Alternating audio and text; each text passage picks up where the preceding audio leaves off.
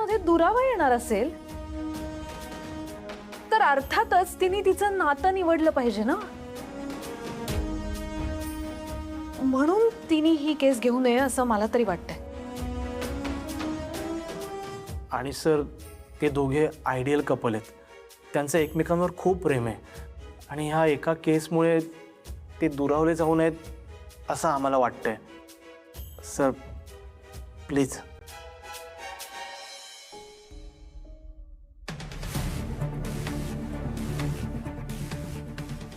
Nanavati sir, कायद्याच्या दृष्टीने बघायला गेलं तर कदाचित मी चुकीचं बोलत असे नाही, पण मला माहिती आहे वल्लरी ना तुमच्या बहिणीसारखी आहे. त्यामुळे प्लीज एक वकील म्हणून नाही पण तिचा मोठा भाऊ म्हणून विचार करा ना एकदा. मी प्रयत्न करतो, पण तिला इथे बोलावून घ्या.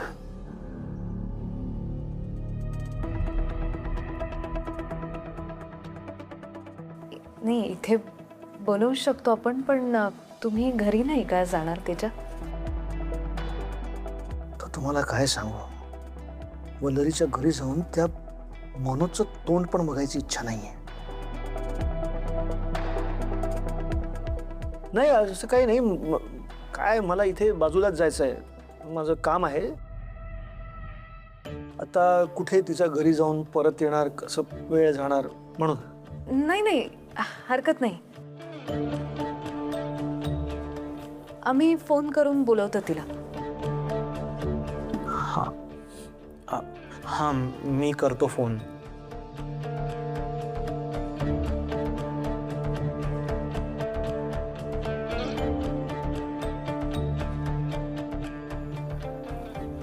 स्वामी,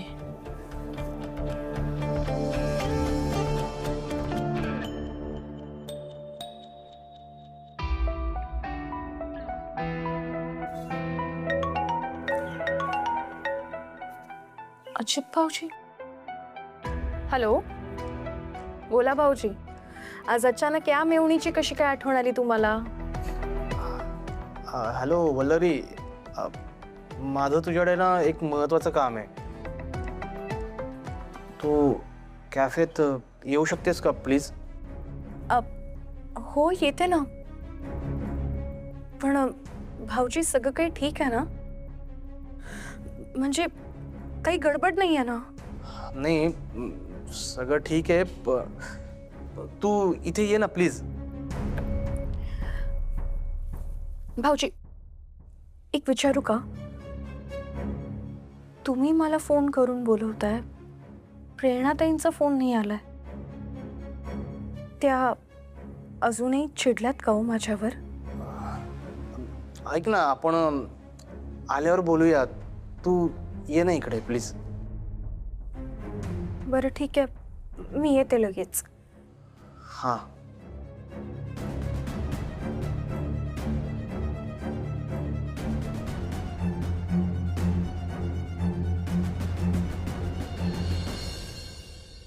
थँक्यू वल्लरी, तू एका फोनवर आलीस.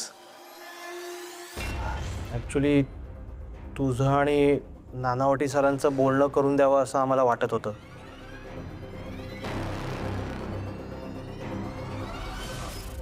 तुम्ही बोला, आम्ही आहोत.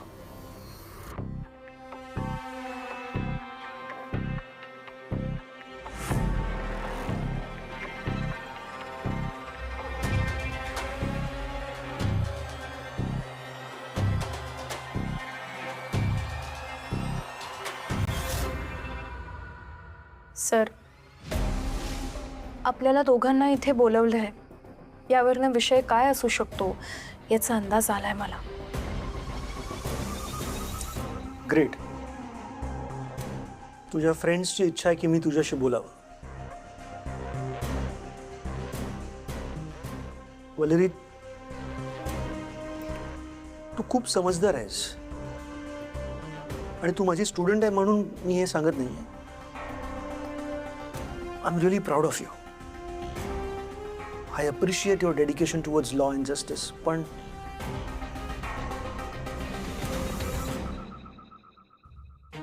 दुसऱ्याला न्याय देण्यासाठी कोणी आपल्या घरात आग नाही लावत का? सर, हे तुम्ही बोलताय? अहो, तुम्हीच आम्हाला शिकवलंय ना, न्यायापेक्षा मोठं काहीच नसतं. आणि sir, we are public servants. लोकांना न्याय मिळवून देणं ही आपली जबाबदारी आहे. सर, पर्सनल लाईफचा प्रश्नच कुठे येतो यामध्ये? हो, पण आपल्याला आपलं वर्क लाईफ आणि पर्सनल लाईफ म्हणजेच काम आणि घर हे वेगळं ठेवता आलं पाहिजे.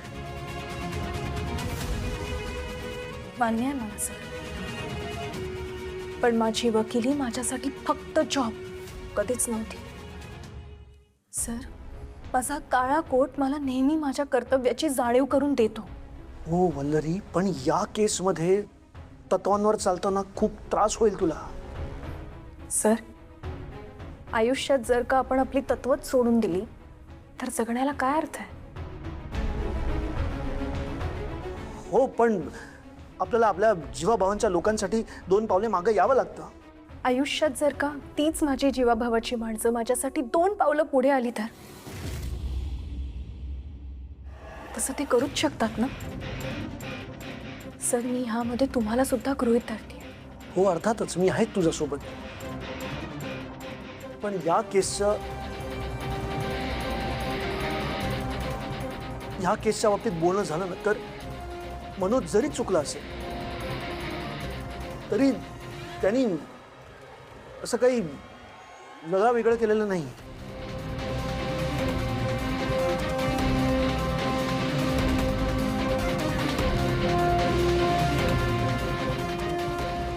सर, मला समजतंय माझ्या संसारामध्ये काही प्रॉब्लेम येऊ नयेत म्हणून तुम्ही ह्यांची बाजू घेताय.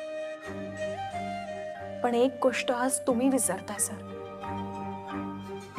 पोलीस, वकील, शिक्षक आणि डॉक्टर हे काही असे पेशे आहेत ज्यांना सामान्य जनता देव म्हणून पाहते. आणि देवाला चुकीचं वागण्याची परवानगी कधीच नसते सर. माफ करा मला, पण मी न्यायापासून मागे हटणार नाहीये.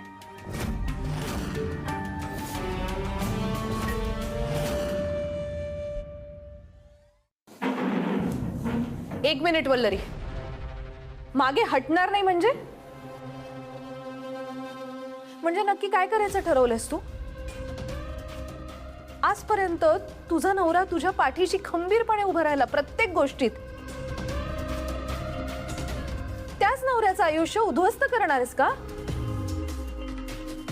प्रेरणाताई, निदान तुम्ही तरी मला समजून घ्या.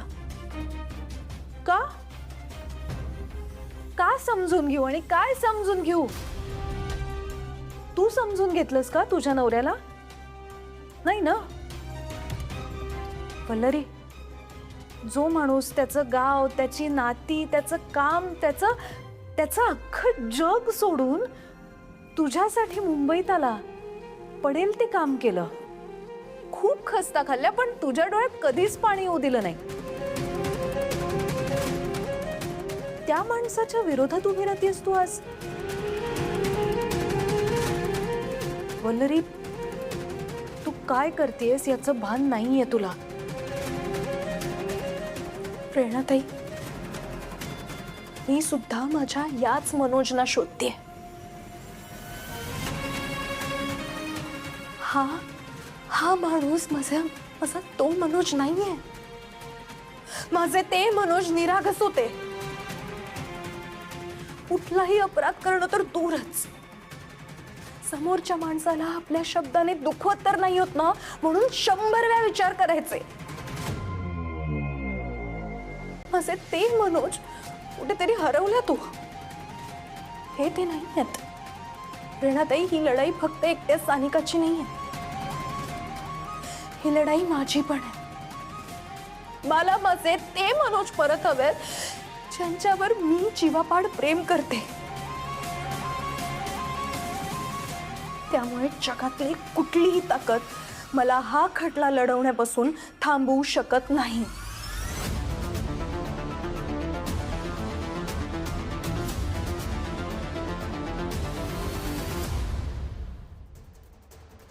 तुझ्यासारखी स्टुडंट घडवल्याचा मला अभिमान आहे वल्लरी. जोपर्यंत तुझ्यासारखे वकील बनत राहतील या देशातला कायदा आणि न्याय अबाधित राहील.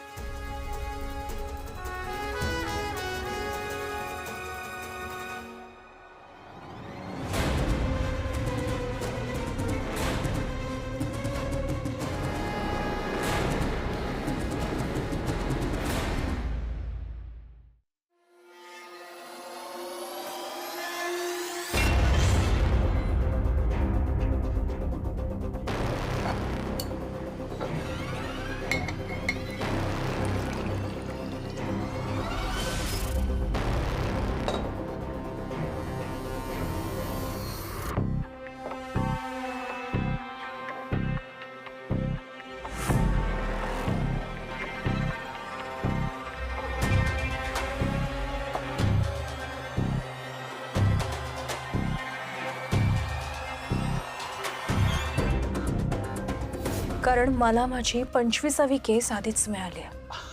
क्या बात आहे. विचारणार नाहीत माझी 25वी केस कोणाची आहे? कोणाची? भरत सोनावणे केस. आज जर का मी सानिकासाठी उभी राहतेय, तिच्यासाठी लढा देतेय, तर त्यात माझं काय चुकलं सांगा ना.